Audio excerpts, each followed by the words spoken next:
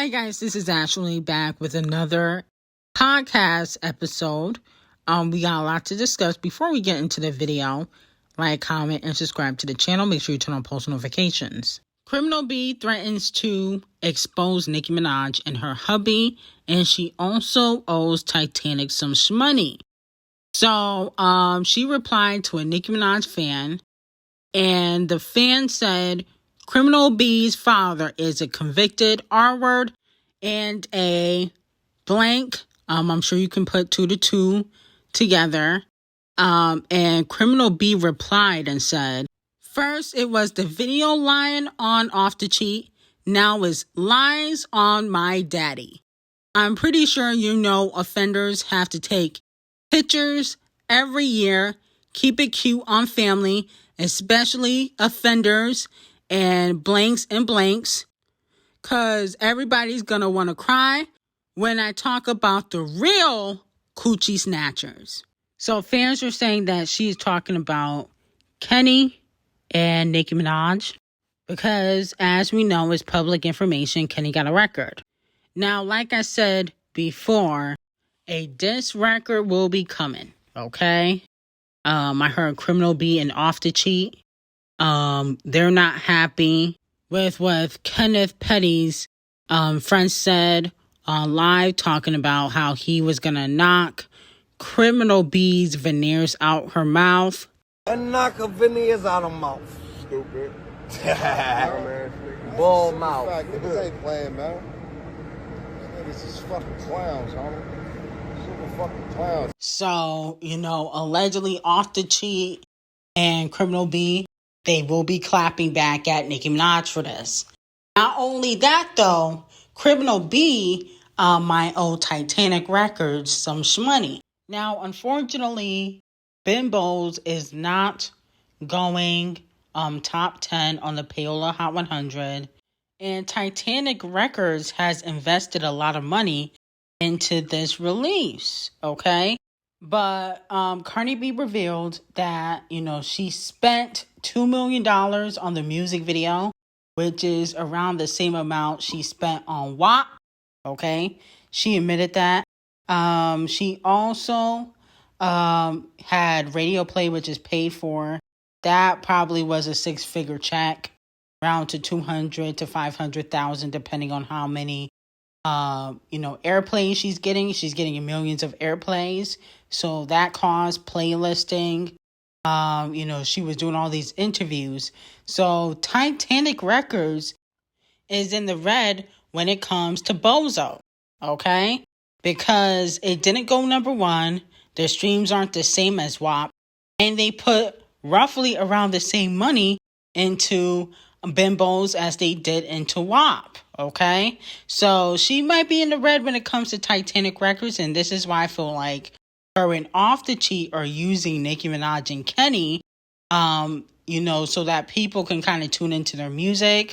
I noticed when she started throwing shots subliminally on Twitter, she also is promoting Bimbos, okay? But the thing is, I feel like when it comes to Cardi B, the hype ain't the same. It's not 2018 anymore, clearly, because, that was many faces ago, okay? So clearly it's not 2018 anymore because she don't look the same like she did in 2018. But I feel like, Nicki, she does have to tell Kenny's crew to calm down because they're giving Criminal B and Off the Cheat too much clout. Because Kenny, friends, and Kenneth are going back and forth with Off the Cheat, Kenny was on camera, throwing shots at, Off the Cheat, and Criminal B. They're capitalizing off of this clout, okay? And I think that you can protect somebody, but you don't necessarily have to get on social media to protect somebody. You don't have to throw subliminal threats. That's not going to do anything. Your job is to make sure nothing happens to Nicki Minaj.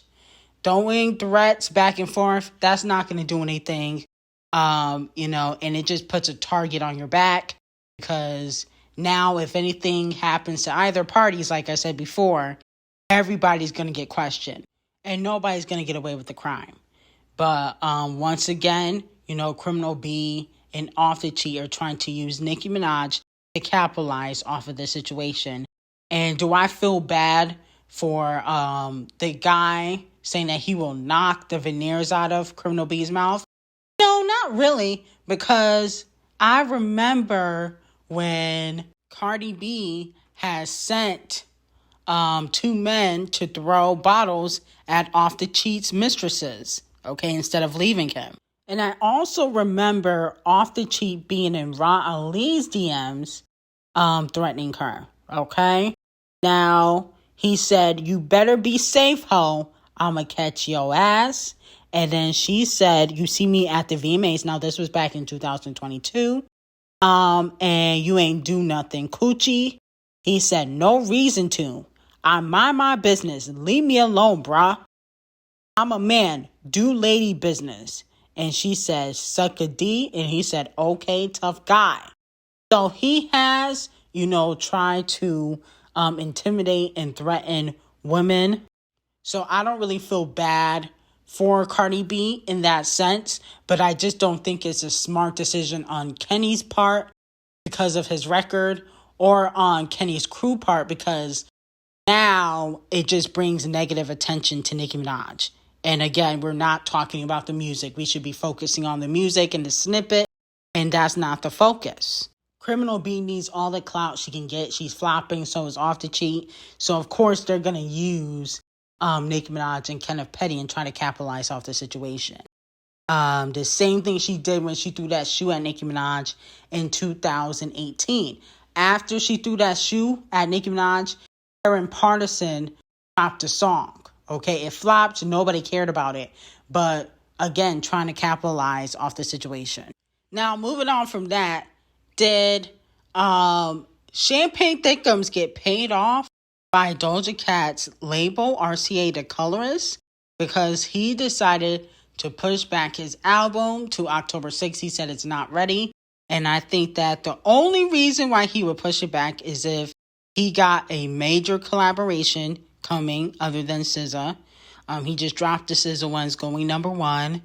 Unfortunately, because the song is terrible. I don't think him and SZA deserve to go #1.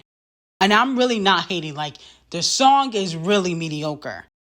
But another reason why I think he would push it back is RCA the Colorist paid him not to drop his album, the same day as Doja. Because sometimes labels do that.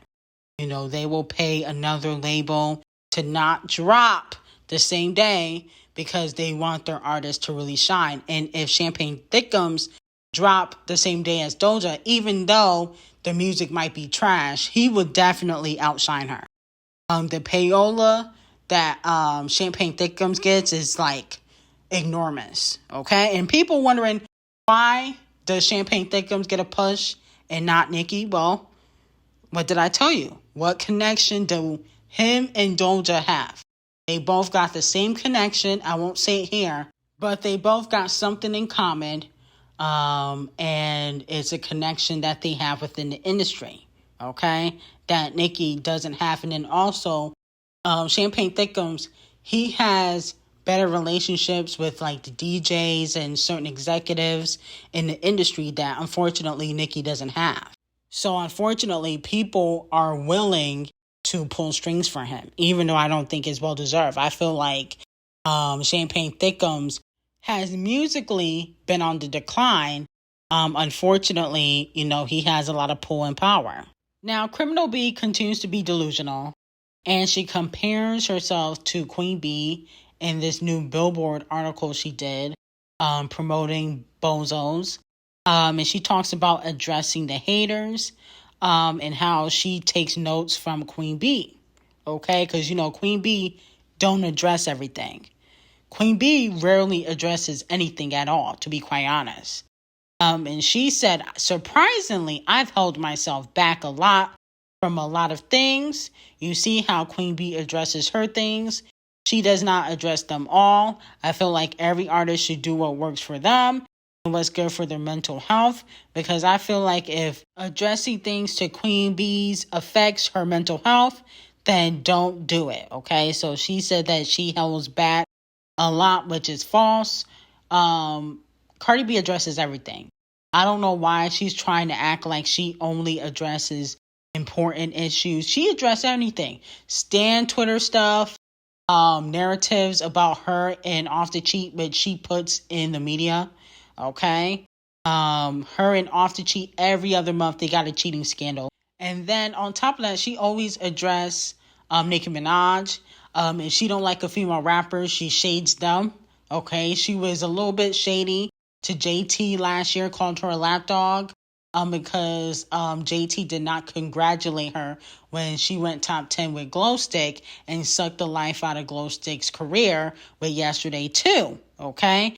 And then on top of that, she was a little bit shady to Ice Spice. I've noticed that Ice Spice shows her a lot of love when it comes to like Instagram likes. She may not say like Cardi B inspires her, but she likes Cardi B's pictures all the time. But Cardi B don't return the favor. Cardi B barely mentions Ice Spice. You know, she'll mention her here and there when it comes to like, new female rappers that are out. But she kind of pays Ice Spice dust. And that's because Ice Spice did those 2 songs with Nicki Minaj. Okay? So Cardi B is very messy and she pretends like she's not.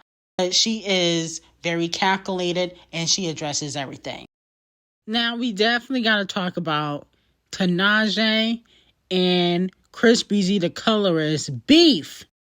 So basically Tinashe went on a podcast probably to promote her latest album, and she said this about R. Kelly and Chris Breezy the Colorist. Songs you did with R. Kelly and Chris Brown. Oh, you think I wanted? I literally block out that R. Kelly song from my mind. I forget that even exists. That is so embarrassing. That is so unreal that I even have a song with R. Kelly. That's so embarrassing. No, like, yes, that was labeling. Yeah, knowing you, it actually like hurts me that like somebody put you in that position, and I was so young too, which is crazy because I feel like I did that song when I just signed to that label. Like I was probably like 20. Yeah, that's crazy. And I think the public perceives it as you doing that willingly and not understanding that like you lack a lot of control in that situation. Oh yeah, of course, you do 1,000%. If any, like you probably like. And especially when it comes to singles, like, for example, that song with Chris, that was a song that I put, a lot of, like, we all wanted it to be, like, this big moment, this big single. So I feel like in their mind, they were like, you need this support. And he was, like, their biggest artist that they had on rhythmic radio at the time. And to me, I was like, well, this is a pop song, so I really don't feel like we should put Chris on it. Like, that I don't, like, that doesn't compute to me.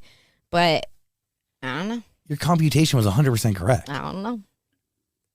Thanks. I don't know. Hindsight's 2020. Nope. Now, to me, Tinashe didn't really say anything really too bad about Chris Breezy the Colorist. Based on the interview, she said she was more embarrassed by the R. Kelly collaboration. She just said that the label RCA the Colorist forced her to work with Chris Breezy the Colorist because at that time, now this was 10 years ago, 12 years ago, he was #1 on rhythmic radio, okay? That was like a decade ago. Now, of course, Chris Breezy the Colorist, coming after another black woman, he says she's full of that evil, shawty career non-existent. What's more embarrassing is that she worked with all these people and not one of us could save her career.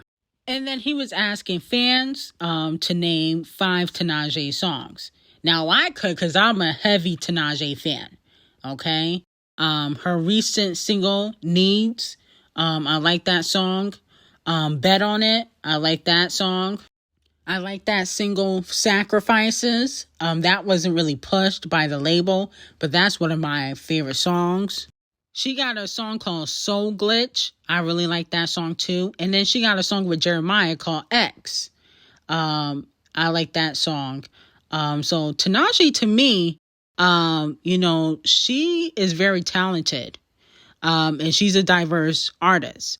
And I don't feel like Chris Breezy the Colorist has any room to call somebody's career non-existent or a flop when your latest single, Summer Too Hot, which ain't too hot on the radio or on the charts, flopped. Okay? Chris Brown doesn't have any room to call nobody a flop when you literally can't perform at any award shows. The AMAs cut your Michael Jackson's tribute to have Criminal B and Glow Stick perform. Okay? You ain't as hot as you think you are. Okay? You can't do a stadium tour by yourself like The Weeknd can. Like Champagne Thick Gums or Queen Bee. You've been in the game for a while and you can't do a stadium tour by yourself. Let's be very clear. Okay, you always comparing yourselves to the Usher and the MJs, but the stats don't add up. When was your last solo hit? When's the last time you had a Billboard #1? And I understand, you've had issues with your career, with Camel Face because, you smacked up Rihanna, which was your choice. No shade. But that's not the only incident you had. Okay, you also had a restraining order from Karrueche. You also punched Frank Ocean in the face. You got into it with Tiana Taylor. Let's be 100. It's not the first time for Chris Breezy the colorist. So I'm tired of him acting innocent, and I don't feel like he had any right to come at Tinashe. And then on top of that, you was mute when Selena was making faces at you being nominated with Walmart Yase for R&B Song of the Year at the Video Music Awards. You didn't have this energy for Selena, did you?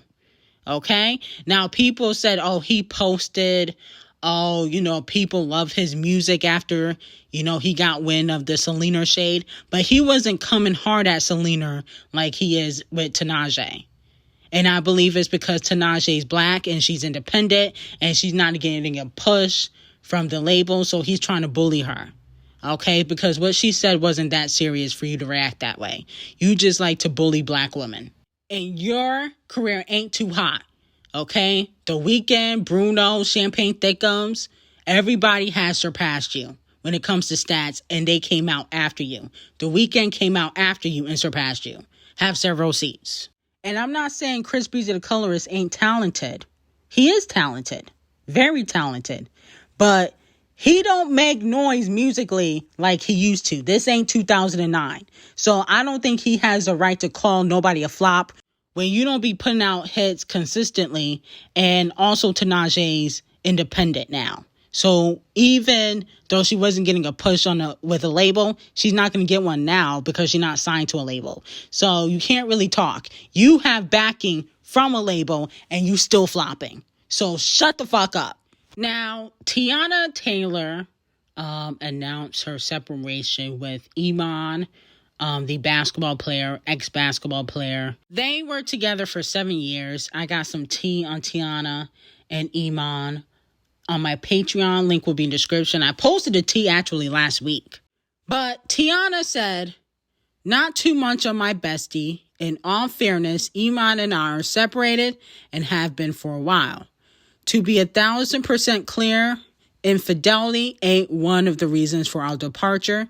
That's because Tiana sleep with women and men. No shade. We still are the best of friends, great business partners, and one hell of a team when it comes to co-parenting our 2 beautiful children. Most importantly, we have a family. In the 10 years together, 7 years married. We ain't ever played with or about that. That's a lie. But anyway, we can keep your asses out the group chat, which is the reason why we've been able to successfully and peacefully separate without all the outside noise. The only reason why I'm sharing this part of the chat is because the narratives have gotten a little out of hand and it's unfair to all parties involved. I hope that this provides some clarity for y'all. Okay, Aunt Tay, taking y'all back out the chat. Bye. Am I really shocked? No. I feel like Tiana Taylor, she would thrive more. And I think that in her conscience, she really wants to be with a woman. And I can see Tiana being with a woman. Same thing with Zendaya. I think consciously, they won't ever openly admit it. But I think that they belong with women. But a lot of women, especially in the industry, they get with men so they can have children and have children organically. You know what I'm saying? But I think that Tiana, She really wants to be with a woman, and there's nothing wrong with that. On a side note though, her and Puffy's collaboration, aka Love, their collaboration on his R&B album is fire. I always supported Tiana Taylor. I felt like she deserved a bigger push. I talk about how the industry did her dirty on Patreon. The link will be in the description. A lot I can't really say on YouTube, but the industry did her dirty. She's super talented, and her collaboration with Puffy is fire. I love that song. It's been on repeat. And Tiana, she needs to get back into music. People are missing her. I know she don't sell a lot because there's a lot of politics in the industry, but, her and Tinashe, they deserve better. But I'm going to end it here. Thank you guys for tuning in. I will see you guys in the next podcast episode, and have a great day.